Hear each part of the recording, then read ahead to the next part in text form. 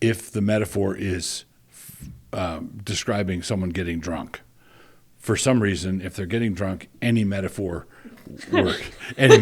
So where's Henry? He put on his snowsuit and headed north. Ever seen violence inherent in the system? Help, help, I'm being repressed, bloody peasant! Oh, what a giveaway. Did you hear that? Did you hear that, eh? That's what I'm on about. Did you see him repressing me? You saw it, didn't you? Welcome back to Help, Help, We're Being Repressed. Amira has abandoned me for the Eastern time zone. Yes. So we're giving her the week off before we begin doing Zoom situations for future pods. So I have my grandfather, the illustrious Douglas Wilson, here today. Yes. Subbing for Amira. Yes. Great sub. And it's nice to have a famous person on the podcast. Yes, right. At least I caught the literary illusion of help, help, I'm being oppressed. Yeah, a lot of people haven't. Yes. Yeah, I had to educate the Newman children because they were like, why is it named that? I'm like, I've got a video for you. Anywho, you've written a lot of things.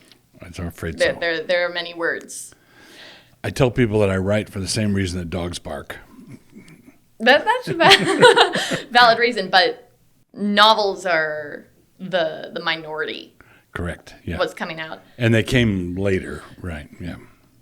But why do you think novels are worthwhile to throw in there? To write? Yeah. One of the advantages of writing the kind of novels that I write, which are cheerful, satiric, I lampoon different things. There are things that there are human foibles and problems that I can get at in a novel that I could never get away with in a sermon. True. Right? If somebody is carrying on with some ridiculous behavior, let's say, we've never faced this, but let's say there was someone in the congregation that got a purple mohawk. If I taught, as happens from time to time, let's say I brought up purple mohawks in the pulpit, everybody would know who I was talking about.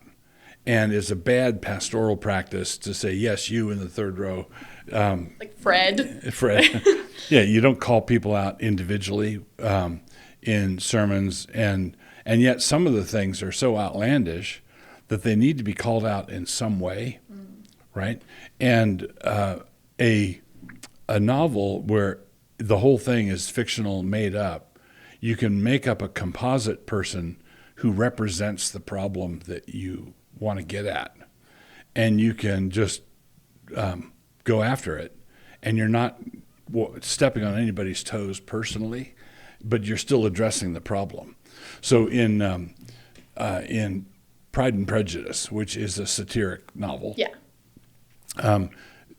Jane Austen just dismantles Mr. Collins.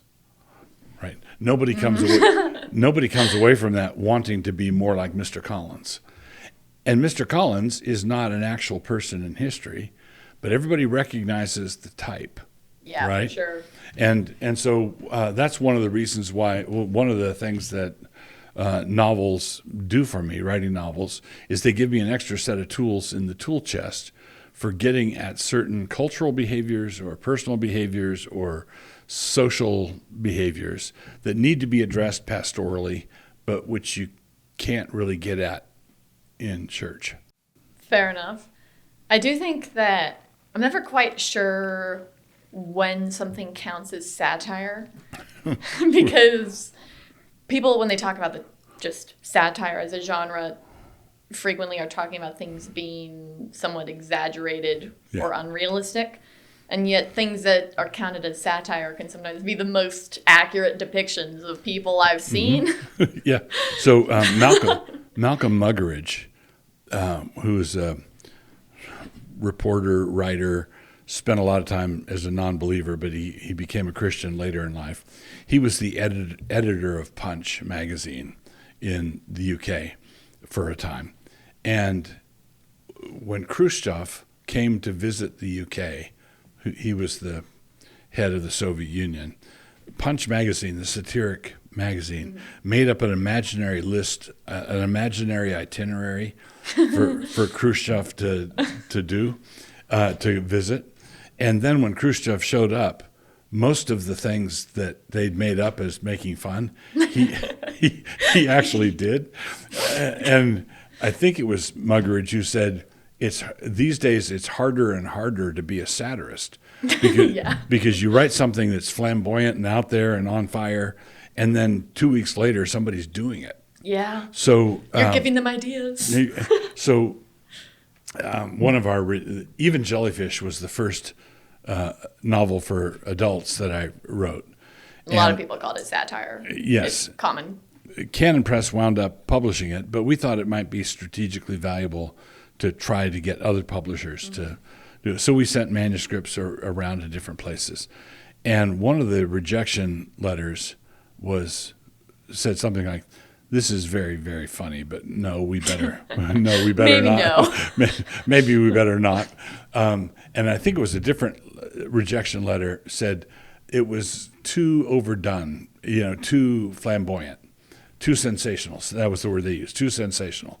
And then about 2 weeks after we got that rejection letter, the head of the National Association of Evangelicals, Ted Haggard. Yeah, I think that was his name.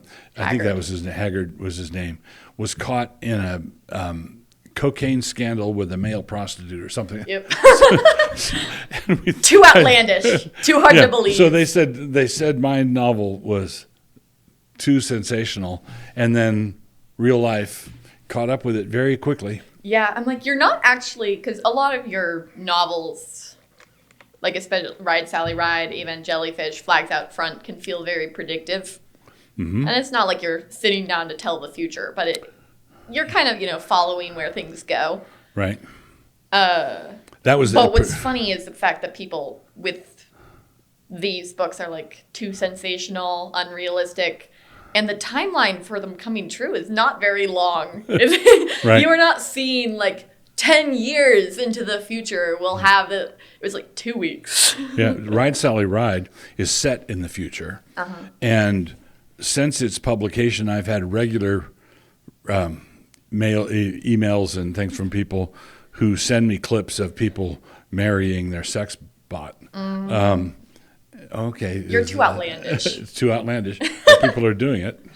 Yeah, that's something I've talked to Amira about briefly on the podcast. It's funny to me that all of our realistic fiction and the very real and gritty movies are all the very grungy, gritty, truth is dark, like pessimism type stuff. But what I've found to be the most realistic depictions of humanity have all been in like slapstick comedy. That's right. That's right. People are so weird. All I learned from the Three Stooges. But it's just one of the least convincing arguments I've ever heard in my life is when people go, people would never. Yeah. It's like, no, that can't be true. People would never. I'm like, yeah, they would. Have you seen people? Yes, they would, and they do. That's very true. Yeah, and frequently already did, and you weren't paying attention. Yeah. With Even Jellyfish, I do believe I read a review that they were trying to be very moderate on you. Uh-huh. Very, very fair. They're like, you are funny, but you did say damn. So that's one of the bad parts. But even worse was their language. Even, I don't remember who wrote this. It was in some sort of website, book reviews type stuff. Official article looking thing. Even worse than you using damn and hell in the minds of bad guys was the fact that you might be causing cynicism and distrust in evangelical megachurches. I'm like, no, nothing but that. Anything but that, like being cynical to human nature. Yeah, it's really interesting. Satire is like being a caricaturist, right? Where I've never understood cartoonists or people who can draw, how they can draw a picture of Margaret Thatcher, or say with her nose 2 feet long, and it still looks like her. Yeah. How? Fun fact, we've also talked about this on the podcast. We talk about everything. Because it is true that writing can very much feel like that when you're doing satire and caricatures. Because when you're drawing a person, one of the first things you have to notice with a portrait, even if you're not doing a caricature or a cartoon, is what are the features I can't change? Right. Like what needs to be preserved in order for it to look like them, and then what features are like the most prominent to exaggeration. So it's like if I took a mirror and was like, let's just make a giant forehead, and that'll be my cartoon. Right. I'm going to exaggerate the forehead because I don't understand how faces work, and it just doesn't even remotely look like her. Versus like, actually, you could do multiple features on a mirror. She's got very big eyes, so you could go, we're going giant eyes. Or myself, I've got a pretty large nose. Thank you, Father. So I'm like, we're going big nose with a caricature, like, and you have to pick those things. But yeah, it's like the selection of features. Yeah, selection of features, and then you minimize some and accentuate It has to be others. the right ones. And and when you do it, I recognize that, and I recognize it right off. And a satirist in a novel is doing that with prose. Yeah. It's the same thing. So you paint word pictures. So someone has big hair, or someone is, they're on stiletto heels, or someone is, you draw this verbal cartoon, and the things that you talk about are the things that you're accentuating, right? And the things that you leave alone are just, you leave them alone, and right. Don't distract from the things you're emphasizing. And sometimes it's behaviors that you're satirizing. Sometimes it's the looks of the person, and sometimes it's the culture that you're satirizing. And when you do it right, people recognize it right away. I do think one of my favorite ones of yours, of just picking the thing to emphasize, is Dr. Rollins and flags out in front. Yes. The hands. Like, he's always watching his hands. Yes. And it just immediately calls to mind every person I've ever seen who's, like, really pleased with one thing they're doing. And you're like, every time you do it, I can see how proud you are that you just did that. Yes. So they're like, I'm so good at hand gestures, watching the hand. And here's the literary hat tip to that gesture, that little trick, I learned from Booth Tarkington, who wrote the Penrod books.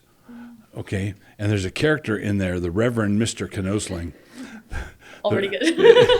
The Reverend Mr. Knosling, who gestures and he watches his hand as it goes, and I thought, that's good. That's good. That's good. We need to repurpose that. Do appreciate all the signs of Wodehouse. I'll say, I don't know if we've told you this, but back when we lived in a dorm in Hillsdale for the last 2 years, we had sarcasm wall. Sarcasm wall. Yeah, it's an entire wall of our dorm room that was, and a little bit of the other wall, dedicated to quotes. In your dorm room or the dorm as a whole? Oh, no, just mine. But Just your- people would come in and admire it sometimes. Okay. It's like, a little tour of the dorm. Okay. All right. And it was just quotes. So we had a ton of different colors, different sizes of sticky notes, and the wall is just littered with quotes. And there is a large amount of Wodehouse Yes. on that of course. wall, but definitely some from you as well. Okay. I do think one was from you was, I taught him everything I know and he's still stupid. that I makes treasured that. that makes me happy. Yes. But yeah, Amira's preserving it, actually. It's in her, she's off campus now, but she sent me a picture of the sarcasm wall lives. She's building it up again. Okay. But yeah, I definitely see both the Wodehouse kind of influence that I can see that you love him as an author, but also I appreciate every reference I catch. Yes. But I liked Trevor's The P is Silent. The P is silent, and his girl that he's in love with is Eve Halliday. Is Eve Halliday? Yeah. Which he responded to as it was like, that was fun. It was like destiny. It was more than destiny. It was fun destiny. Yes.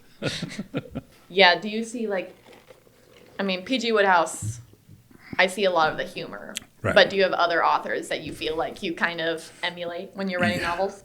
Yeah, I would say the authors who have had the biggest impact on me stylistically, the obvious, I'll rank them in order.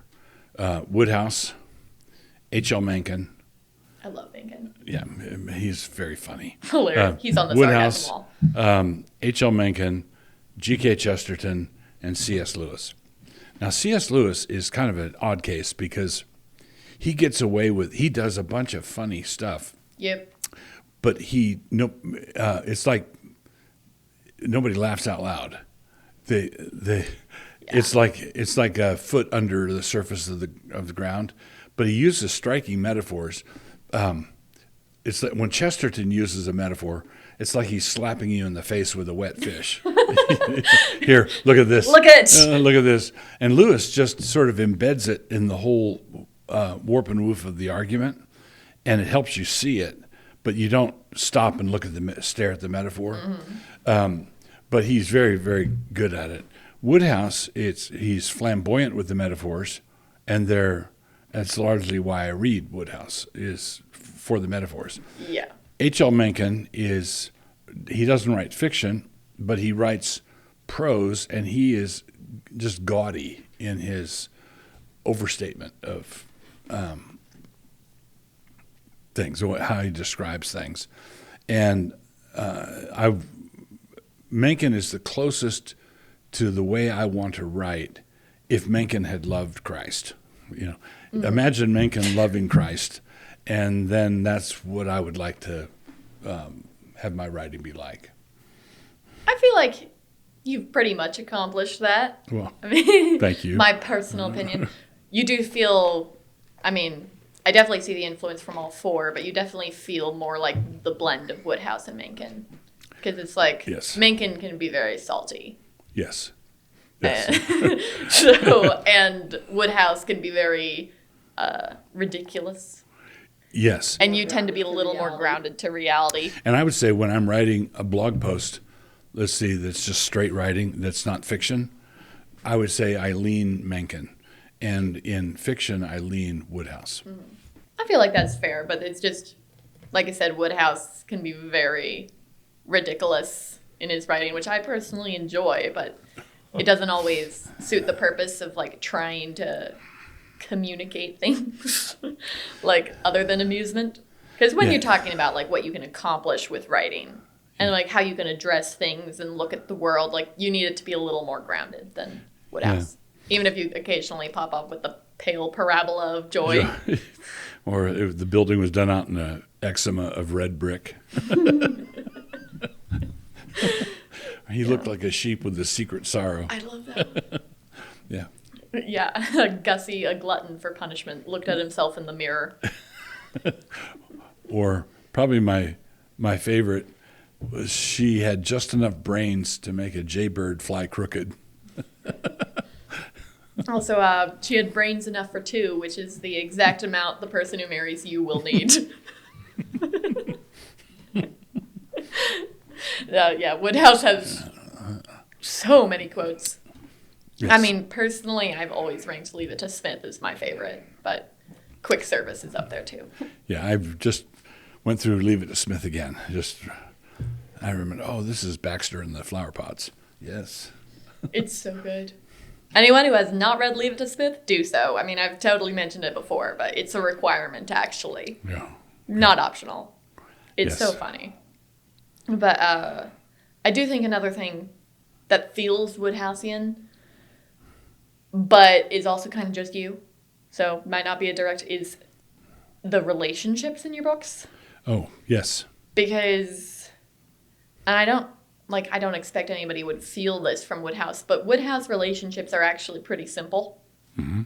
So obviously he makes things really complicated and dramatic, and The plot is complicated. yeah, but the relationship is like, I saw this girl, and it's like, I'm gonna marry her, and that's like the whole process of thought. That's right. But when I read yours, it's like the romances are always the most straightforward things that I've ever come across. Which is funny because that's not how people write romance. No. And, that doesn't mean it's unrealistic, but that's just nobody writes your level of angst-free romance. Right. When you're looking at Flags Out Front, Trevor and Eve. Yeah. It's just like, yep. Zip. Yeah. Yep. It's like, I really like her. Yeah. Let's make this happen. Let's make this happen. And she goes, I like this plan. Let's make this happen. And it's like Tom and Maria are also very simple, even if it's a little more elongated. But it's elongated. I think your point is insightful, because the thing that elongates it is the circumstances. Yep. Right. So if you were writing a psychological drama, all the angst would be internal. Do I like him? Do I not like him? Which is the norm. And if the circumstances are keeping them apart, that's different. Right? Yep. So external issues. Much preferable. And you have to navigate the external issues. But Asael in Ride Sally Ride, Yeah. There's an external obstacle. She's not a Christian. But he's still very straightforward. Straight line.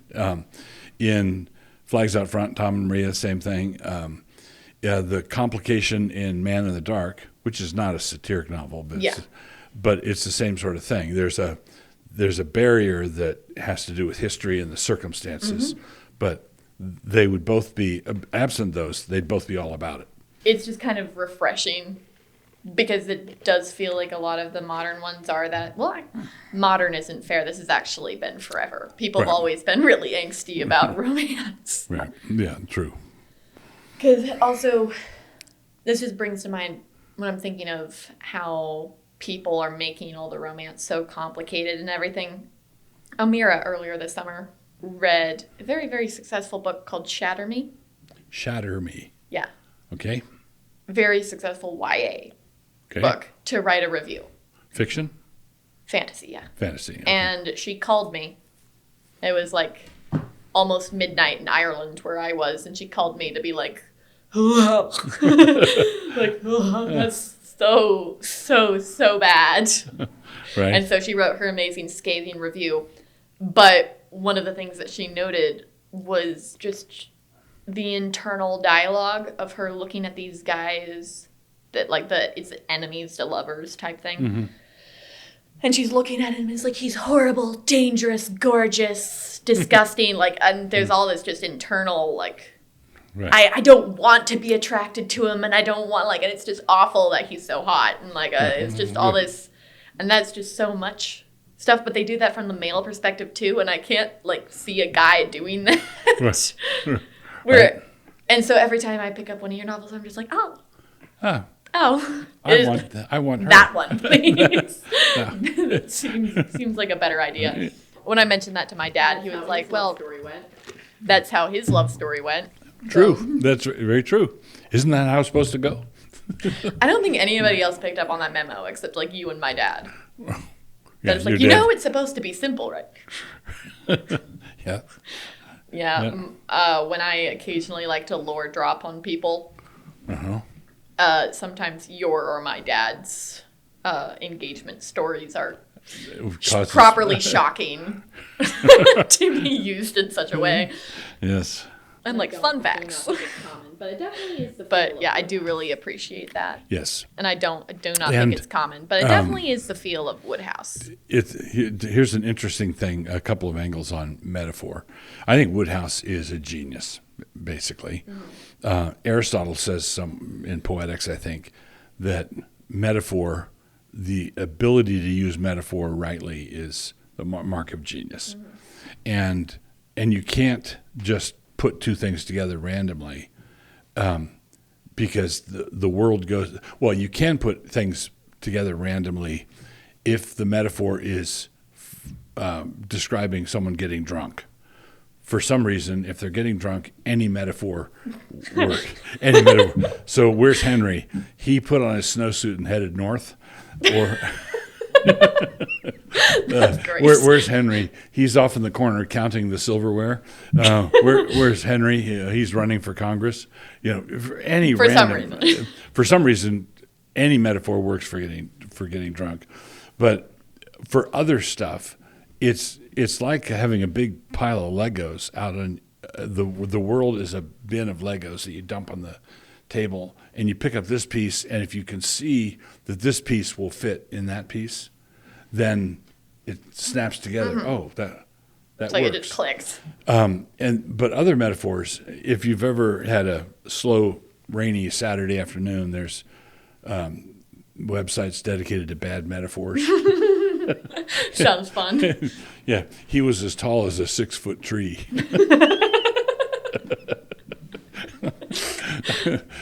Is that a bad metaphor? Well, it's a good metaphor if you're doing it for comic effect. Yes. If John and Mary had never met, they were like two hummingbirds that had also never met. That's pretty good. So you can't just do anything.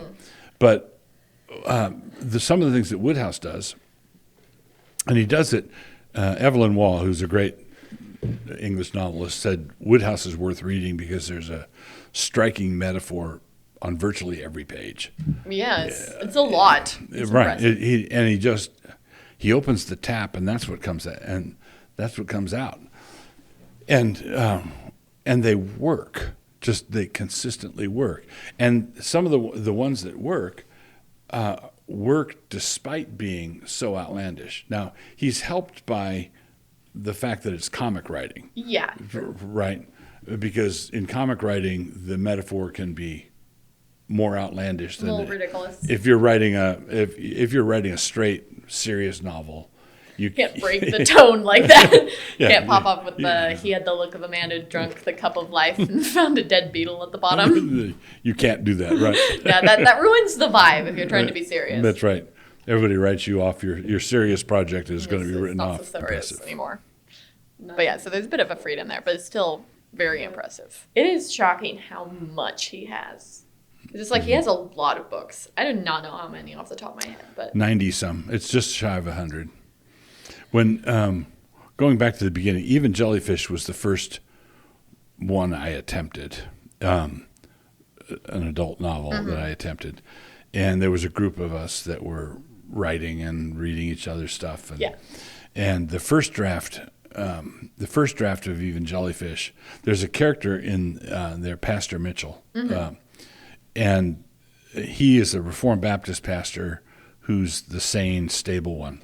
Well, the first draft of even Jellyfish, he wasn't in there. And everybody was a skunk. yeah, not so great. And, I mean, everybody was a skunk.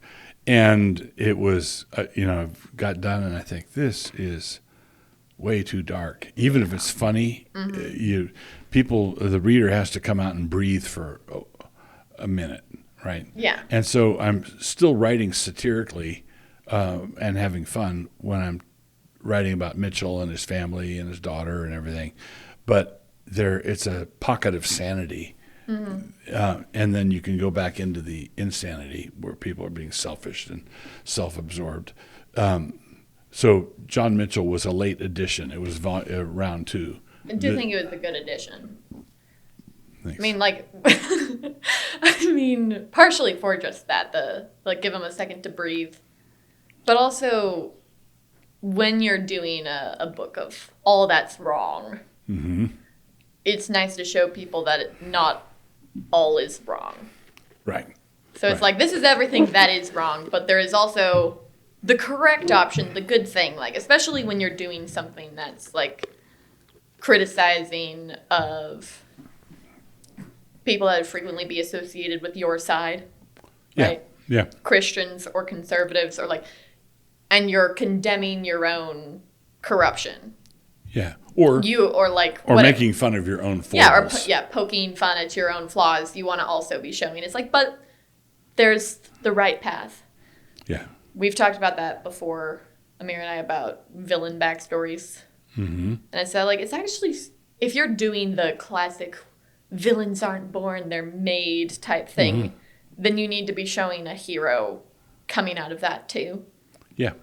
Because it's you need people to not get bogged down in just the wrong. It's it had to be that way. I'm it never had to be that way. You don't have to be one of the skunks. Yeah. There's an option. There's another option. People have choices. Another thing I learned in this, just filling in, maybe your people are interested in this, when and this has to do with the relationship of an author to his characters. When I wrote Ride Sally Ride, and I worked through the whole thing, it was either almost done, or maybe even published. It was where I realized that my main protagonist was Stephanie and not Asahel. Like, okay. Okay.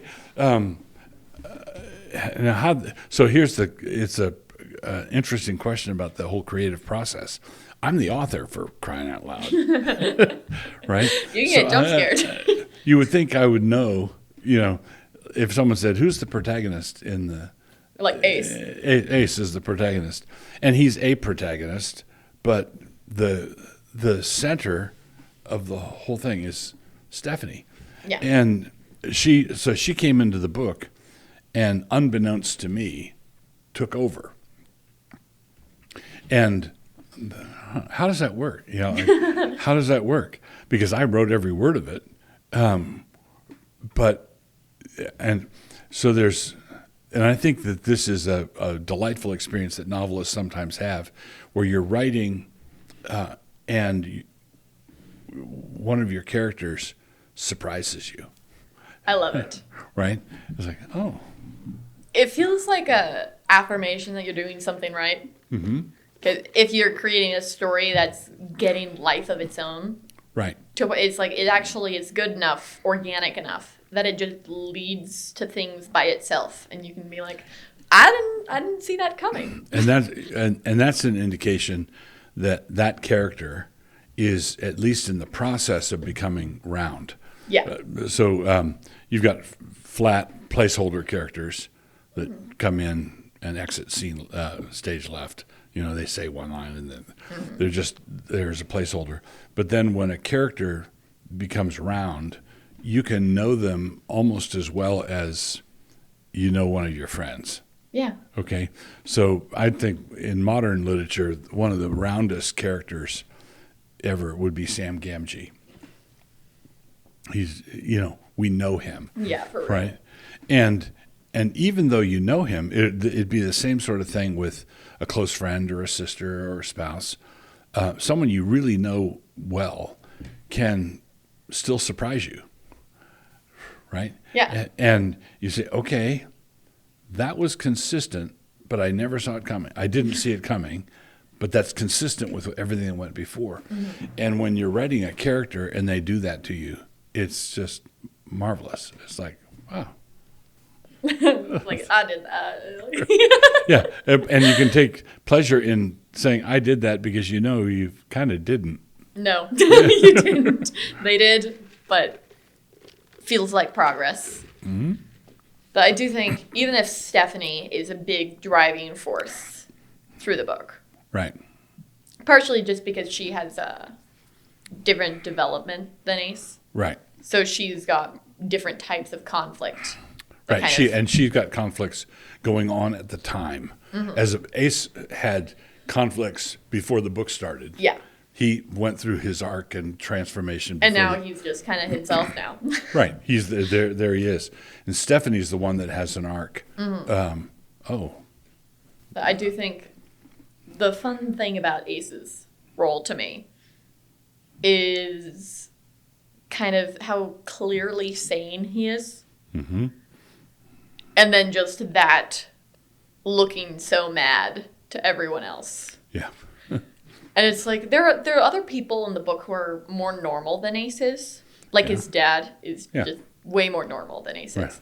But Ace, it's not that he's weird. It's that he's just so incredibly stalwart in, like, this is what I'm doing.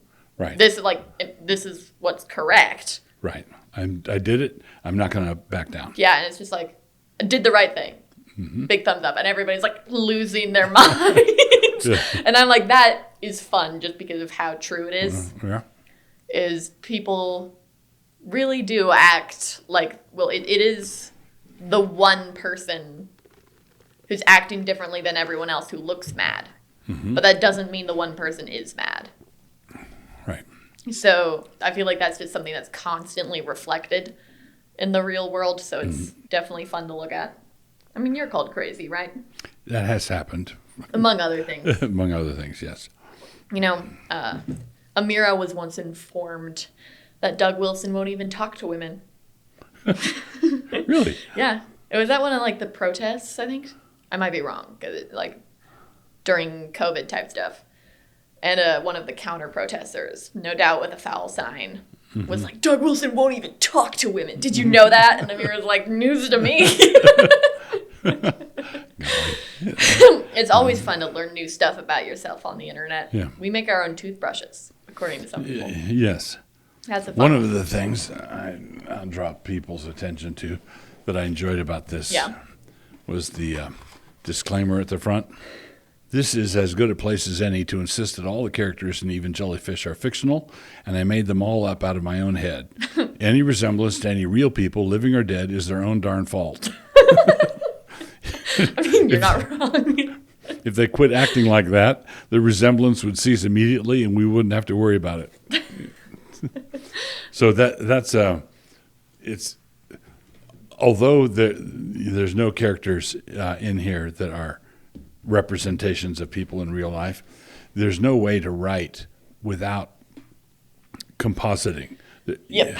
Right. You have a whole series of people who are in that, you write about a cop and you've interacted with various cops or an attorney and you've interacted with various attorneys. Kind of collecting from those experiences. And so there are composite drawings that I think that's what it means to write fiction at all, right? Yeah. And if you wrote something where you didn't do that at all, you'd have to be writing about fishermen operating out of Halifax, where well, I've actually been there, but but let's say you're writing about something you know nothing about. Yeah. But one of the writer's truisms is write what you know. But if you write what you know, then you know how people in that situation behave, and that's got to be a composite. It's not like anybody can be truly original. You see the attempts at that in modern art, and it's ugly and unoriginal. But right. I think it's Eliot who says, immature poets imitate, mature poets steal. Yes. Since you picked up the book, I just wanted to appreciate your first line in this one. As a conscientious pastor, John regretted having given a fellow clergyman a black eye. That was a great way to start. Got your interest right away, yes. Yeah. I'm definitely someone in the habit of going into bookstores. You read the first line to be like, this worth my time. Sometimes the first page.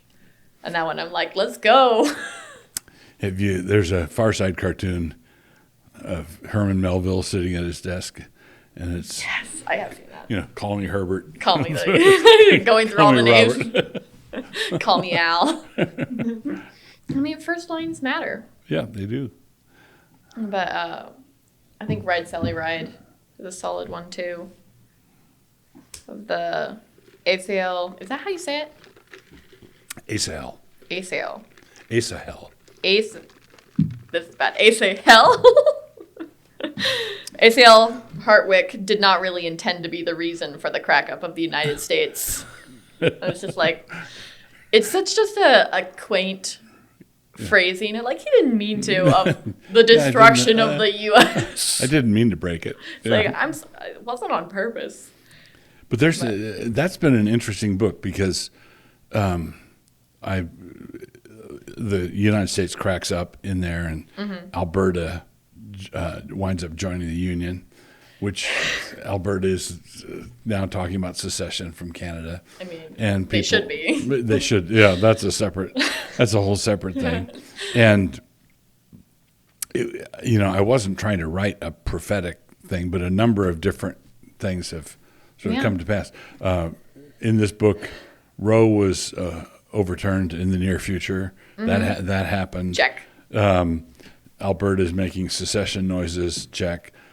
People trying to marry their sex robots. People marrying sex bots, and yeah, it's like, oh, Yeah, and I just saw some pebbles arguing, as pebbles do on the interwebs, over someone trying to pitch all the Kamala voters living in one part of the U.S. and all the Trump voters living in another part. Like, people, I mean, it's not to a point where people are actually trying to do it, but people have spent the last while fussing and talking about if only we could secede or split off, or like California becomes its own country, or like, so it's definitely things that people are talking about. Mm-hmm.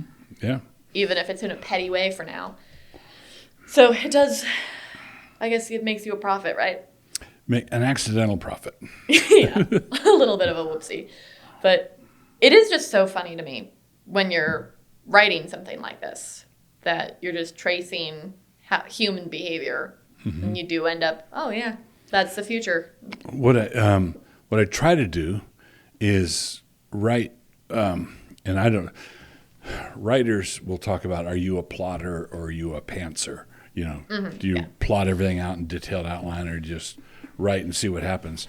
That's one thing. But with the novels, my ideal situation, I can explain it from these two books, is to have a hook. What I want is a central hook that's, to use AI terminology, is the prompt, right?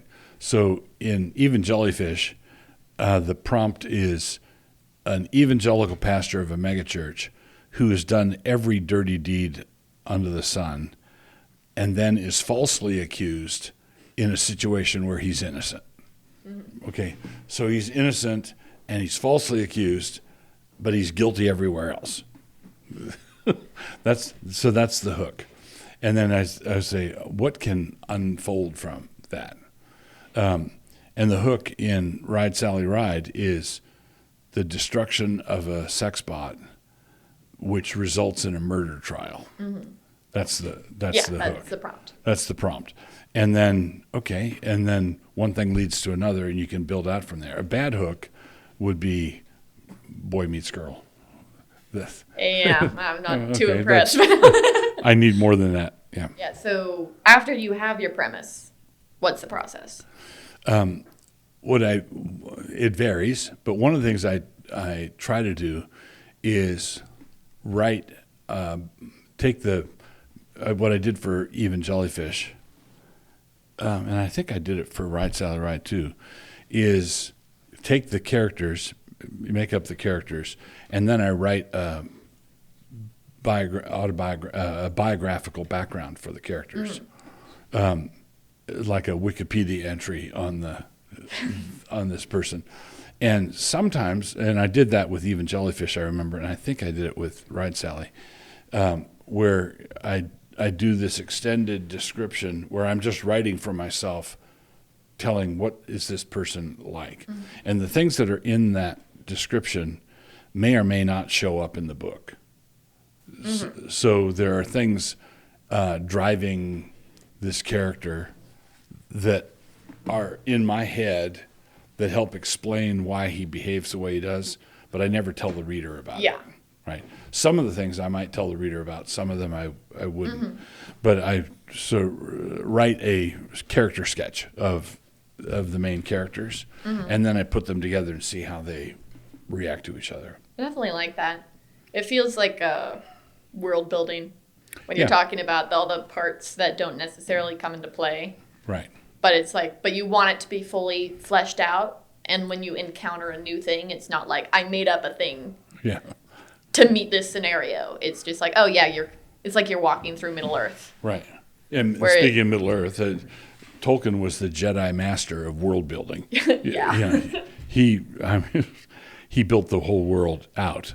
And if you're more plot driven or character driven, you might not have a good idea of how many rooms are in the house that the whole story takes place in, right? Tolkien knew. Tolkien knew. Yeah, I do think that's why Tolkien's world is so incredibly real, is because it's like a lot of world building. It feels like you're informing me of this because we reached a new place and you needed the description for the new place that we've gotten to. And it just like, it's building out as you move through the story instead of I am just in the world. And if you encounter it, you encounter it.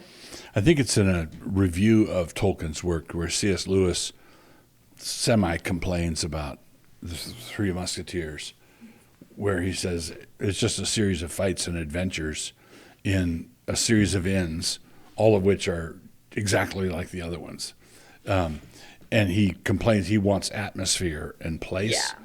But different stories are, some books are character-driven, some are plot-driven, some are description driven.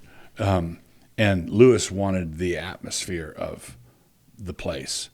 And if you go to Michael Ward's view of Lewis and Donegality in Narnia, Lewis specialized in building out the atmosphere. It wasn't world building the way Tolkien did it. It was atmosphere building, vibe building. You knew the feeling even if you didn't know the type of tree. Right. Yeah. And so you feel like you're in Narnia, even in The Horse and His Boy, where you're not in Narnia. Yep. The whole thing happens in Kellerman. Honestly, you kind of feel like you're in Narnia throughout Magician's Nephew, regardless of where they are. Yeah. Just because the whole thing feels like Narnia. It is funny that those two were friends.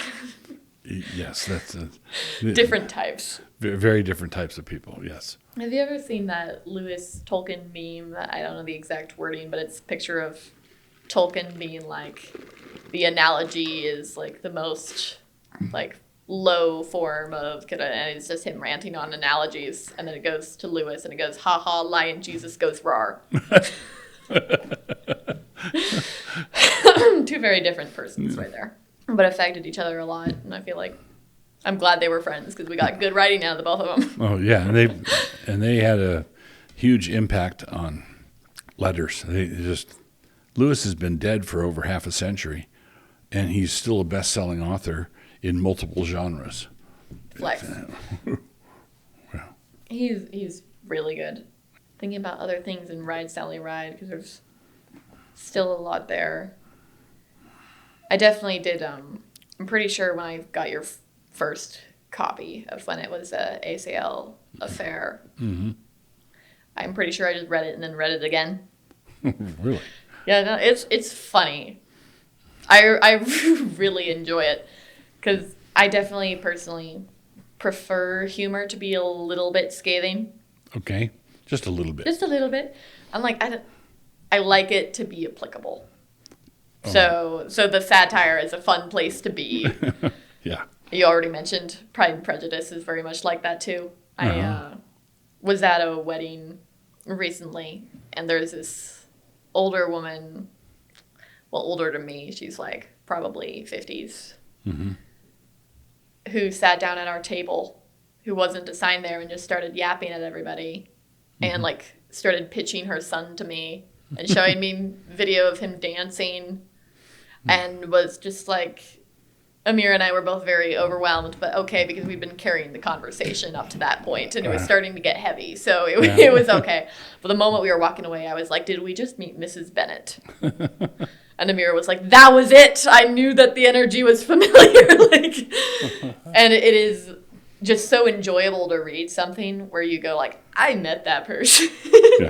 And have a little laugh. And because I do think this is one thing that you have in your writing. That is, even when you're being scathing of people, what the humor can do is that you don't feel like there's this unapproachable evil, unvanquishable evil happening. It's kind of like, oh. Right.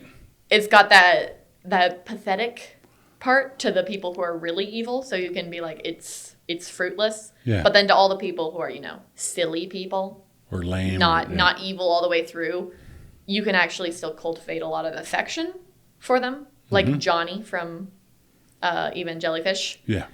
Where it's like, no, he's not the best boy right there. But when you're discussing his flaws with this kind of humorous tone, you can still have a lot of affection for them. Right. And I do think we're called to have affection for people, so it can be really helpful Right. There are people. But There yeah, are there are characters in the story that are just bad. They're just bad. And then there are characters in the story that are bad, lame, compromised.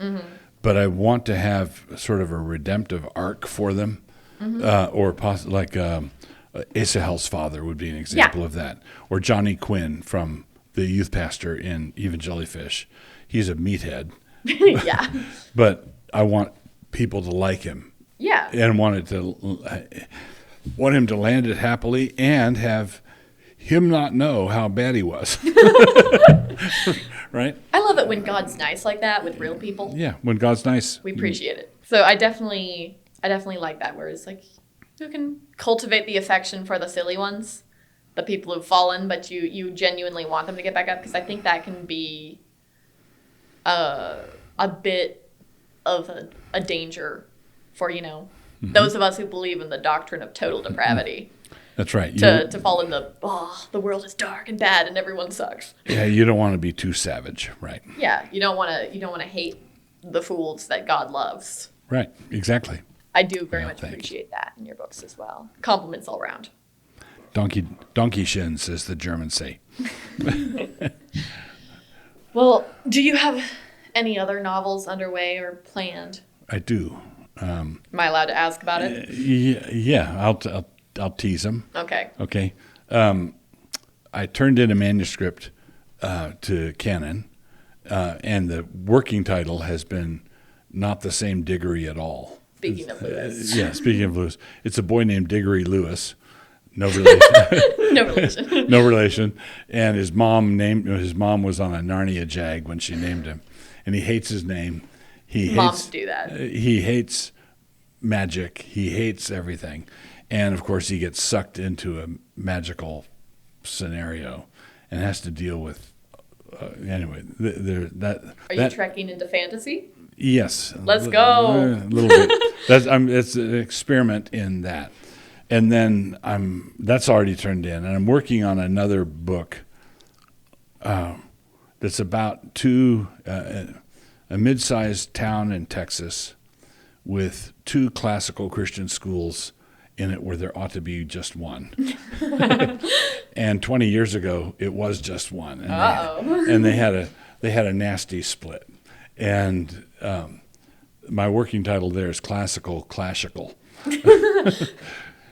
So the enmity is strong between the schools, but the headmasters of both schools both die of a heart attack in the same year, and the schools hire from elsewhere in the country, and one of them is a widower, and the other is a lady. Ooh. So that's the setup. I enjoy that premise. I think that'll be a fun read. I'm having fun so far. Yeah, maybe I'll be reading that and feeling like returning to Logos. Also reading Flags Out Front. Given that I attended NSA and Hillsdale, definitely had some very familiar feelings that I didn't have the first time I read it. Okay. Because the first time I was in high school, so I was like, rah, but I didn't necessarily recognize it from my own life. And now that I've done the 2 Christian college thing, I'm like, okay. This would have been this. I feel like loyalty and wanting to jump in, and I'm like, I know people who would be jumping in, and and also just the little bits of nerdiness. Yeah. Where like Trevor is a bit of a jock, but then such a nerd. Right. The jock nerds are pretty actually high appearing in Christian schools. I'm sure that I'll be beating myself up later over like a question I forgot to ask you. But I think that I've covered what I was thinking of while walking in. Well, very good. You have anything you want to tack on? No, this has been an enjoyable time. Thank you. Thank you for coming. Thank you for talking about my books. I love your books. Thanks. No bias at all. No bias at all. Anywho, goodbye, everybody. Goodbye. Bye.